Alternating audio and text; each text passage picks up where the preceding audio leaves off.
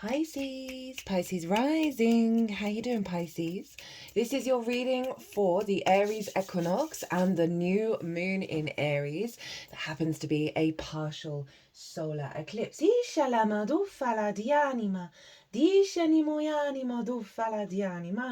Hello and welcome. My name's Chloe. I work with card divination, astrology, and I channel multi-dimensional energies through my body, both in the form of physical and vocal light language.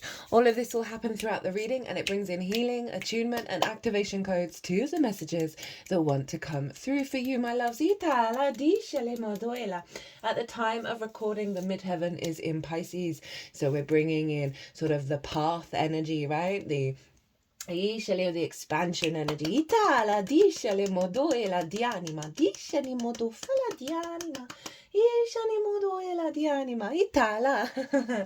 Okay, so I read for the rising signs. So for those of you who do not have Pisces in the first house, look to the house it does fall in. Look to the themes of that house in your natal chart. You want to apply those themes along with all the other meaning you've got going on in the sign of Pisces, because it will be as if that Pisces energy, wherever it falls in your natal chart, has now energetically moved to the first house. So the astrology for the rising sign will always still link in. You've just got to add on your own natal chart meaning on top of it. For example, I've got Pisces in the 8th, and so I bring in the themes of the 8th house, and also I've got this astrological point called the part of fortune. So I'd apply all of that to what comes through in this reading. As always, take what resonates, leave what doesn't. So before I get on with your reading, Pisces, just want to let you know there is a collective reading of both on the Aries equinox and on the new moon. And that's where I've broken down the astrology in way more detail, tapped into the most integrated and expansive intention of both of those transits. And obviously they're very linked in. Pulled some collective tarot cards, and some big channeling came through. Some channeling came through that I've never had on this channel before. So if you want a deeper dive into the spring equinox energy here in the northern hemisphere, it's the autumn equinox in the southern hemisphere, that's going to serve you up until the Cancer solstice. So if you want a deeper understanding of that bigger energy, the big earth energy, as well as the eclipse in general, obviously it's the final Aries eclipse. Even though the north node's in your sign, Pisces, go check out that collective reading and then come back to see what's showing up for you, because it will act as a baseline to this reading. So my lovely Pisces risings, where is all of this happening for you? Well, it's in your second house of your skills, your resources, your skills and your tools of how you manifest and bring in a regular income. It's the things that you value, and most importantly, how you value yourself. So every year around when the sun moves into Aries, the Aries equinox gives a vibrant boost of fertility energy to you here in the northern hemisphere, which I'm going to be focusing on. Southern hemisphere, just reverse it as more of a yin inner experience than the outward yang manifestation energy that we have activated. Always the sun moving into Aries, right? The days are getting longer. The day the sun has taken over. Here in the northern hemisphere, spring has sprung. You see the creation energy, you see the fertility and the capacity to manifest and expand towards the sun, and the energy lines are getting really fertile and vibrant at this time. So we are shifting from the night team to the day team, right? That outward yang manifestation in regards to your skills and your tools and your resources, as well as how you value yourself. So every year you get a boost around that, right? And the second house, the most important part, is you valuing yourself truly, madly, deeply, unconditionally. Because when we don't do that, and it is a bit of a collective wound for us all of not seeing our own value, when we don't radically love ourselves unconditionally, and really as well at the same time, we can place value in things that that just distort that sense of value. We can struggle to access our skills and our tools at the highest level. And also we can have blocks around receiving a regular income because we might, at a fundamental level, not value ourselves and think we deserve it. So at the time that the sun moved into Aries, the moon was in Sagittarius. And so we've got this and it was trining the sun. So we've got this really strong alignment between Aries and Sagittarius over the next 3 months. And Sagittarius for you is in your 10th house of life path and career, right? Career doesn't have to be your life path, life purpose. It can just facilitate it. The 10th house is about visibility and reputation. So we've got the moon there, which is our intuitive body, what we're drawn to, how we find nourishment, trining the sun. So strong vision around the next stage of how you manifest your understanding of your skills and your tools in alignment to a path that brings you nourishment and fulfills your emotional body. So your moon, the moon over the next 3 months, the imprint is guiding you along your path, and you're going to get downloads and activations around how to implement it in your skills and your tools and how you value yourself. Okay. That's too many cards. We just want to... Oh, that reminds me. I didn't mention what I'm doing with the tarot. So we're going to get 2 cards for the Aries equinox. One card's going to be the most integrated and expansive intention of what this next little mini cycle is going to be about for you. Obviously, it's also the astrological new year, but I'm focusing more on the Earth cycle in terms of equinox to solstice. We're also going to get a card of what to embody, what to channel to help facilitate this most integrated and expansive. Oh, where'd that go? There's 2. Okay. Wild. So a lot of the astrology for the spring equinox is very similar to the Aries new moon because they're happening not that long after each other. But I just want to bring in the fact that at the time the sun moved into Aries, we had Mercury and Venus retrograding in the sign of Aries. They're going to move into Pisces. This is the first 2 out of 4 planets that are going to be working in Aries and Pisces at the moment. So I was going to say Aries. Fire and water is a very prominent elemental process that we are working with this year, as well as the energy of Virgo. So this is what's going on in this time frame is the big setup, right, for the huge transformational shift that we're going to be operating with next year. So with those retrograde energies, trust in the process. Know that whatever potential difficulties are coming up are just trying to get you deeper within yourself of what is the truth of you, not your collective, social or individual conditioning. What is your soul's true frequency of the I am, and how to operate that through the magical lens of source. The all in the one and the one in the all.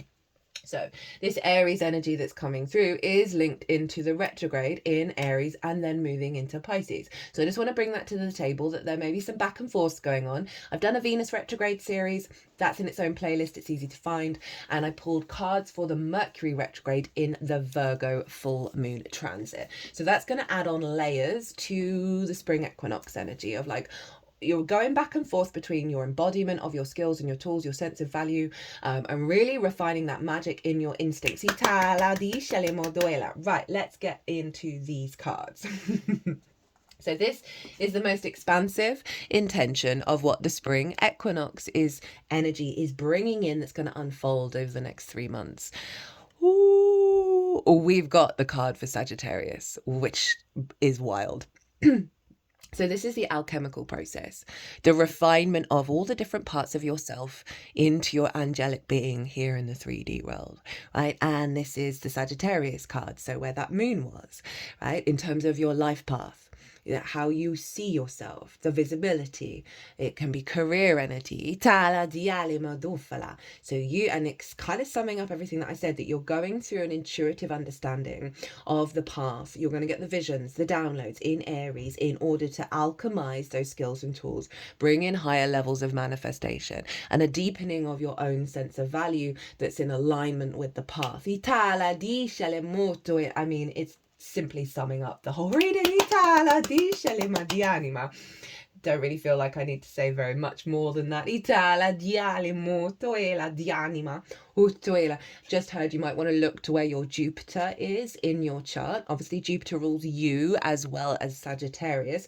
That Jupiter energy, wherever it falls in your chart, and the themes of the house may be very relevant to elevating what's going on here. Right, how to work with this energy, what to focus on and amplify to help facilitate the Temperance card. Then we got the Ace of Swords. Now, this has shown up for Aries, and it showed up. Who did I just do? Sagittarius. All the signs so far have had aces. Here or here, right? For Sagittarius, it was over here. Which is the eclipse energy. So fresh energy, reboot energy around your perspective, right, of how you value yourself from a place of sovereignty and this elevated perspective, the universal truth that Source is bringing in, that you are of value, you're the inspiration. Focus, like maybe do some meditation. If you've got a tarot deck, bring in the Ace of Swords, ask it what it wants to tell you, how to work with it. You're going to get, as I said, that sun being there, divine inspiration of what to do next in order to 11:11 on the clock, what to do next in order to elevate those skills and tools, elevate your sense of your deepening of your own value, right? It's really, really straightforward, you know, big brainstorming, really creative energy into the life path, right? And how you build from that.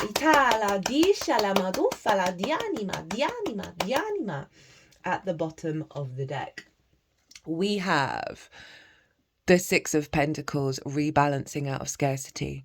Right, very appropriate for the workhouses, right? This is moving on from the Five of Pentacles, where we feel left out in the cold, we run down, we don't value ourselves, right? We're not able to reconnect back to source. And there's scales, it's one of the two cards that have the scales. And interestingly enough, obviously Libra is opposite Aries, and we're coming to the final eclipse in the Libra Aries axis. So this is you taking you out of a state of a poverty mindset, of your lack of value, or say you haven't been able to get the regular resources in that you would feel thriving in, right? And so it's helping clear out a block of you're not, the disconnect from that, right? And really elevating you into a new manifestation space. Eight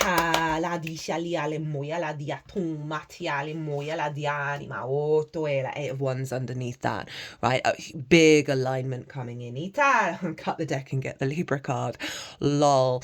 A balancing of your perspectives into an alignment of value. Just gonna pause and write that as the tagline, because otherwise I'll forget. So let's get into this eclipse. Now, as I said, the astrology is pretty similar.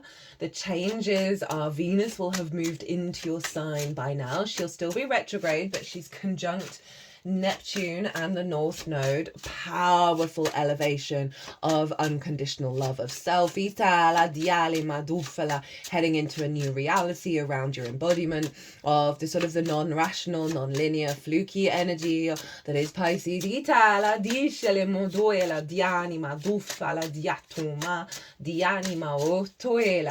And so we've got the sun and the moon at 9 degrees of Aries. The Mercury is still in Aries. It's at 0 degrees. It's retrograding back into Pisces. Neptune, the next day, is going to be moving into Aries. I cannot wait to do that transit. This is wild stuff going on right now. But it's this feedback loop between Aries and Pisces, and obviously the Virgo energy, where the South Node, these are the prominent energies that we're working with this year. So we have this intermingling between your sense of value and your embodiment of self, the first house. So it's an eclipse energy. It's closing out a huge cycle, activating a new understanding of your own value, of the next stage of the path around your full manifestation of the I am, right? Again, letting go of a lot of conditioning of what people expect, the social, collective and individual conditioning that can diminish the second house in terms of how we understand resources within ourselves and externally, and how to work with them, what we value, how we value ourselves. So really liberating energy here. And Mars rules Aries, and so this is also linked into the spring equinox energy, and Mars is over in Cancer. In your 5th house of creation energy, right? The house of joy, play, amusement, games, children, both literal children as well as figurative children, such as your inner child, and creative things you birth into the world that feel like children. It's also about romance, dating and love. So Mars is influencing all of this, your motivation, your drive and your action, your intuitive nature around your creative energy, right? It's been retrograde. It's going to move back into Leo and finish off that retrograde cycle by the beginning of May. I think it's the 2nd of May. I've done a retrograde set transit on that. That was quite profound. That you are really recalibrating back to the truth of your intuitive body around your pleasure, around your joy, around your creativity. And you may have noticed old habits, old pastimes of distortions around that, right? We can have addiction in the 5th. We can have a lot of trauma in the 5th because of those love languages that we learn in our early years that we then take on the road that may not actually do us any favors. Mars has been recalibrating what inspires you to take action, what intuitively guides you to take action. Now, in regards to all of this eclipse energy and the new moon and the sol and the equinox, sorry, my words, Mercury is still retrograde, let's be real. This is being influenced by a grand water trine. Mars is trine Saturn in your sign, and also Vesta up in Scorpio, as is Saturn. So it's a grand water trine, this water, and this is influencing all of this energy. So there's a lot of combinations of fire and water this year. Our intuition and our passions, our instincts and our flow state. So all of this is influencing a very independent, autonomous Mars. Aries. Of an alignment of your creativity, your perspectives and your embodiment of self. Vesta is helping work through old soul contracts at the moment in the way that you perceive the world, right? And she's recalibrating back to the truth of how you as a soul perceives your reality. Fed by the maturity.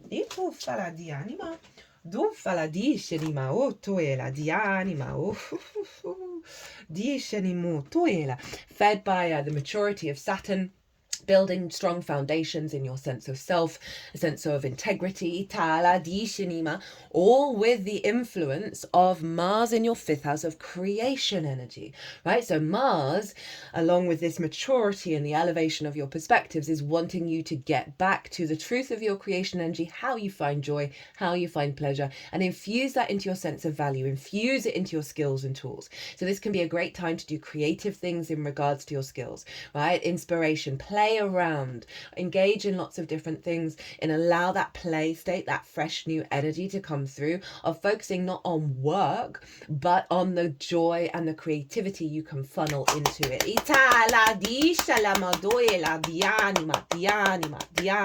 Right, let's get into the tarot. So this is the most integrated and expansive intention of what this eclipse is going to do and unfold. 11:11 on the clock as I look at my phone. Didn't we get 11:11 earlier? And obviously it's a big new beginning and it's eclipse energy, so it takes its time, it's unfolding, and this is over the next 6 months up until the Aries full moon. So what's the vibe? Sun in Aries, we've got the 3 of Wands. New journey. right? Show up and do the best that you can. This is one of the cards that I'm channeling at the moment, right? Because this figure is standing on the higher ground, right? They're feeling really confident. They're really protected. They know they're in a new journey, but they're not trying to control it. They're not worrying. They're not planning. They just know, all I'm going to do is show up and do the best that I can. That's all anyone can ever do in any moment, right? Everything else is poison. So this is vibrant. Sun is exalted in Aries, right? So big energy, big vision, big clarity. This person knows their own value. They understand what they bring to the table and they're open to taking it out on the road. Couldn't get any more empowering for an eclipse in your second house of your skills and your tools and how you value yourself. And I'm not feeling ego. I'm not feeling that energy. I'm feeling confident. I'm feeling vibrant, and just this not entangling with how the outside world is going to perceive it. Right? Is this awareness of your own mastery, that Saturn in your first house. I know that's a difficult transit, but it's so unbelievably empowering. It's next level of you knowing what you need to do at a root level in your foundations, the confidence. Right, how to channel it, what to focus on to bring this in. And I saw this and it's jokes. 8 of Wands. So this is the flow state. This happens to be Mercury in Sagittarius. So they're really wanting you to focus on inner alignment. Right, even if there's some stuff going on in your life that feels clunky, that doesn't feel aligned, I want you to channel everything's aligned, everything's aligned, everything's aligned, everything's aligned, everything's aligned, everything's aligned. Something I practice. I try and never bring anything to the table that I don't put into practice myself. That I try and show up and do the best that I can. And in any given situation, even if it's something I'm like, what is going on here? I'm like, it's in alignment. And I'm no longer in conflict with it. And then it turns into something that's in alignment. Again, meditations around the path. Right? What is your soul purpose? What do you want from life? What's the root energy behind that? Do some meditations. Ask Mercury to bring in the bright ideas, bring in the illumination, right? That helps you instinctively move forwards. But overall, they're really wanting you to focus on what's going on around you is in alignment. There may, it's not going to be for everybody, but there may be certain challenges where you're like, I don't feel like I'm aligned. And they want you to reorientate back to this confidence of like, whatever's going on, I'm showing up and it is aligned.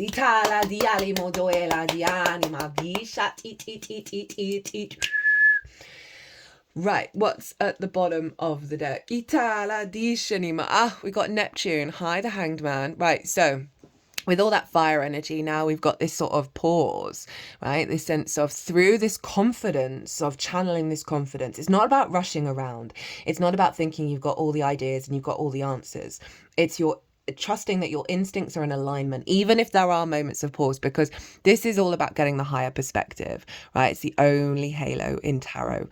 And so it's about giving yourself the grace and the space to allow a higher perspective to come in, right? Through this almost surrender energy to trusting in yourself and trusting what's going on is going to activate a higher level of wisdom within you around how you see yourself. Obviously, Neptune is in your first house of embodiment of self, right? So you're getting a lot of downloads from Neptune at the moment, a lot of dissolving of old ways of thinking of who you are. Whoa, that came flying out.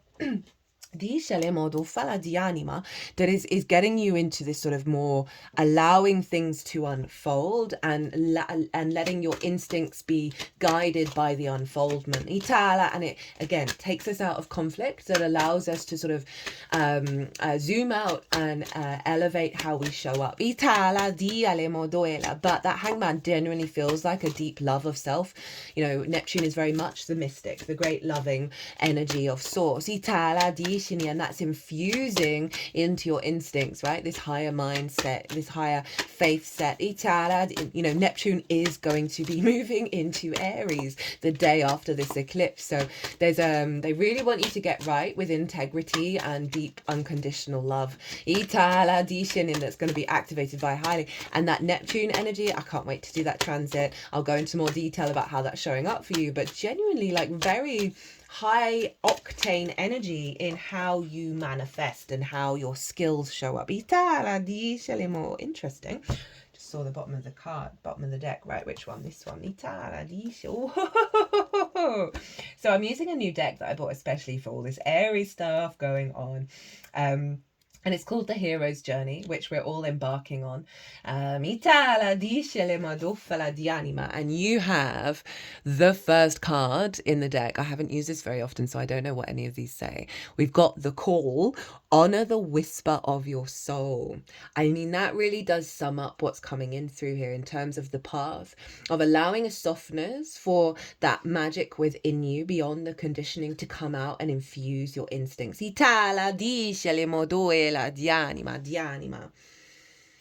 And the day came when the wish to remain tight in a bud was more painful than the risk it took to blossom. Right? So rather than restricting and contracting, you are expanding. And that's a quote by Anis Nin. What is your true calling in life? What special gifts have you been given? Oh, I love that in terms of that Sagittarius moon for the spring equinox, as well as this is the house, the second house of your skills and your tools, your gifts. Itala Dishani, what is the unique niche that only you can inhabit? What situation brings out your bliss? There's that Mars over in the house of joy. What do you typically get complimented on and shrug off because it comes so naturally? These important questions can help you recognize what Aristotle called intellecti. Oh, I've never heard that word before. The great one-of-a-kind potential you've been encoded with. Awesome codes coming in.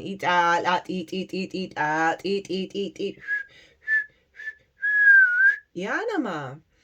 Aristotle also said, let me try and pronounce this properly, Intellici is when the soul is actualized in the body.